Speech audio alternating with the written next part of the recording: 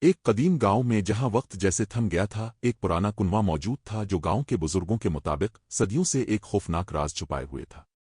کنویں کے گرد ایک عجیب سی خاموشی رہتی، جیسے وہ کسی گہری کہانی کو اپنے اندر دفن کیے ہو۔ گاؤں کے بچے ہمیشہ اس کنویں سے دور رہنے کی کوشش کرتے، لیکن تجسس کبھی کبھی خوف سے زیادہ طاقتور ثابت ہوتا ہے۔ عامر، ایک نوجوان جوشیلے دل کا مالک، ہمیشہ اس راز کو جاننے کے خواب دیکھتا۔ ایک شام جب وہ اپنے دوستوں کے ساتھ آگ کے گرد بیٹھا تھا، اس کے دوست ریحان نے ہنستے ہوئے کہا، اگر تم واقعی بہادر ہو تو آدھی رات کو جا کر اس کنویں میں جھانک کر دکھاؤ۔ سب لڑکوں نے قہقہا لگایا، مگر عامر کی آنکھوں میں چمک آ گئی۔ وہ جانتا تھا کہ یہ موقع ہے کچھ ایسا کرنے کا جو کوئی اور نہ کر سکا۔ آدھی رات کو عامر چپکے سے اپنے بستر سے نکلا۔ گاؤں کی گلیاں سنسان تھیں، ہوائیں سرسرا رہی تھیں، اور چاند کی مدھم روشنی ہر چیز کو پراسرار بنا رہی تھی۔ جیسے ہی وہ کنویں کے قریب پہنچا، اس کے دل کی دھڑکن تیز ہو گئی۔ کنویں پر رکھی لکڑیاں بوسیدہ ہو چکی تھیں۔ عامر نے ایک لکڑی ہٹائی اور نیچے جھانکنے لگا۔ پہلے تو کچھ دکھائی نہ دیا، مگر پھر نیچے کسی چیز کی ہلکی سی سنہری چمک محسوس ہوئی۔ عامر نے جلدی سے ایک رسی باندھی اور آہستہ آہستہ نیچے اترنے لگا۔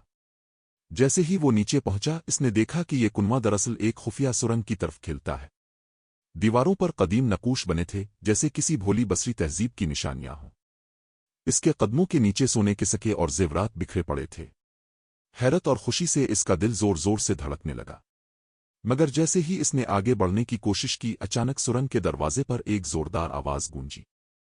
ایک پرانا کتبہ دیوار پر لگا تھا، جس پر تحریر تھا، جو بھی اس خزانے کو لے جانے کی کوشش کرے گا، وہ ہمیشہ کے لیے اسی اندھیرے میں قید ہو جائے گا۔ عامر کے جسم میں جھرجھری دوڑ گئی۔ اچانک زمین ہلنے لگی اور سرنگ کی دیواریں بند ہونے لگیں۔ عامر نے جلدی سے باہر نکلنے کے لیے بھاگنا شروع کیا۔ پیچھے سے پتھر گرنے کی آوازیں آ رہی تھیں۔ اندھیرے میں صرف اس کی سانسوں کی آواز اور قدموں کی چاپ گونج رہی تھی۔ کئی لمحوں کی جدوجہد کے بعد وہ کسی نہ کسی طرح باہر نکلنے میں کامیاب ہو گیا۔ جیسے ہی وہ زمین پر گرا، کنواں دوبارہ اپنی پرانی حالت میں آ گیا، جیسے کچھ ہوا ہی نہ ہو۔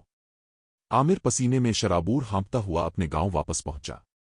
صبح جب اس نے بزرگوں کو اپنی کہانی سنائی تو انہوں نے خاموشی سے سر ہلایا۔ ایک بوڑھے نے کہا، بیٹا، کچھ راز ہمیشہ راز ہی رہنے چاہئیں۔